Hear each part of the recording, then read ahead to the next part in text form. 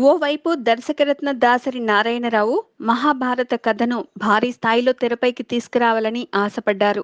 దానికి సంబంధించి పని కూడా మొదలుపెట్టారు. కానీ ఆ పని పూర్తి కాకుండానే వెళ్లిపోయారు.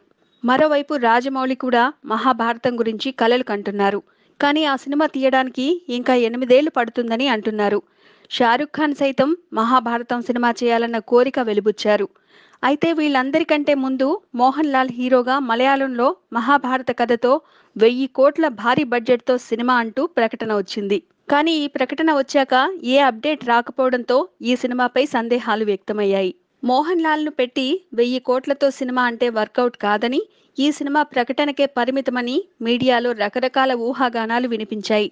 ఈ సినిమా నిర్మాతగా చెప్పుకున్న బీఆర్ శెట్టి గురించి ఎవరికీ ఏ సమాచారం లేకపోవడం, ఆయన నుంచి అధికారిక ప్రకటన కూడా లేకపోవడంతో ఈ ప్రాజెక్టు అటకెక్కేసినట్లే అనుకున్నారు.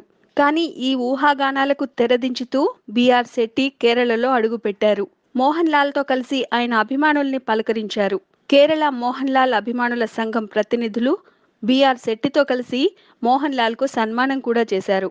ఈ సందర్భంగానే 1000 కోట్ల మహాభారతం ప్రాజెక్టును ధృవీకరించారు వ్యాపారవేత్త అయిన బీఆర్ శెట్టి. కాబట్టి ఈ సినిమా గురించి కమల్ ఆర్ ఖాన్ లాంటి వాళ్ళు కామెడీలు చేయడం మానేస్తే బెటర్.